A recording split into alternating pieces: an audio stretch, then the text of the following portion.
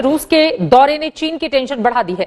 यह दौरा मौजूदा तनाव और रूस के साथ हथियारों की डील को लेकर काफी ज्यादा अहम माना जा रहा है, जहां भारत की चीन को इंटरनेशनल तरीके से घेरने की हो चुकी है पूरी तैयारी।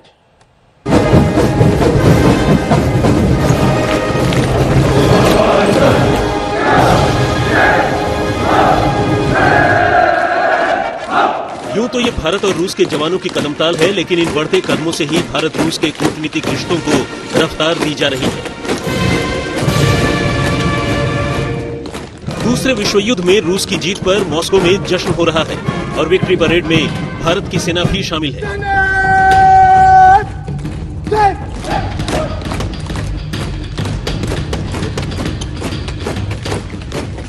जीत का ये परेड तो बस बुनियाद है। कोशिश है रक्षा मंत्री राजनाथ सिंह के जरिए रूस से पुराने रिश्तों को मजबूती देने की और चीन को अलग थलग करने की। राजनाथ सिंह रूसी नेतृत्व के बड़े नेताओं से मुलाकात करने वाले हैं। भारत रूसी हथियारों का बड़ा खरीदार रहा है और बैठक में खरीद से जुड़े मुद्दों पर फोकस होगा।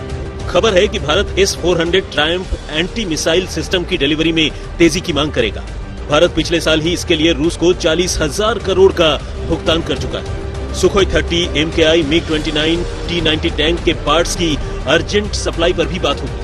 पहले पार्ट्स की सप्लाई समंदर के रास्ते होनी थी, लेकिन कोरोना की वजह से सप्लाई अटक गई। भारत चाहता है कि अटके पड़े पार्ट्स की सप्लाई हवाई जहाज के जरिए जल्द हो जाए। राजनाथ सिंह जो भी प्रोक्योरमेंट प्रोसेस है, जो इक्विपमेंट है पाइपलाइन में है, उसमें तेज गति करने की कोशिश करेंगे। उसको रिक्वेस्ट करेंगे रशियन अथॉरिटीज़ को। सबसे महत्वपूर्ण है S-400 air defence missile system है। विश्व में सबसे बेहतरीन मिसाइल सिस्टम है जिसका किसी के पास जोड़ नहीं है।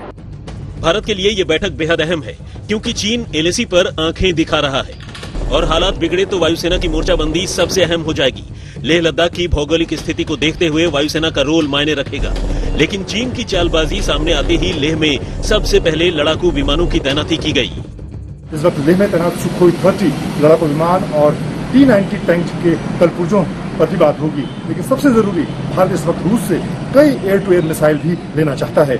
ऐसे में भारत उम्मीद कर रहा है कि इस समय रूस भारत की रक्षा जरूरतों को जल्द से जल्द पूरा करेगा। मॉस्को हिंदुस्तान का सबसे बड़ा हथियार सप्लायर है। यूं तो आने वाले दिनों में भारत को रूस से कई बड़े हथियार मिलने हैं। वहीं सीमा पर छोटे बड़े हथियारों पर भी ध्यान दिया जा रहा है। भारत ने इसके लिए करीब 500 करोड़ का बजट पास किया है, जिसमें कई हथियार रूस से लिए जा सकते हैं।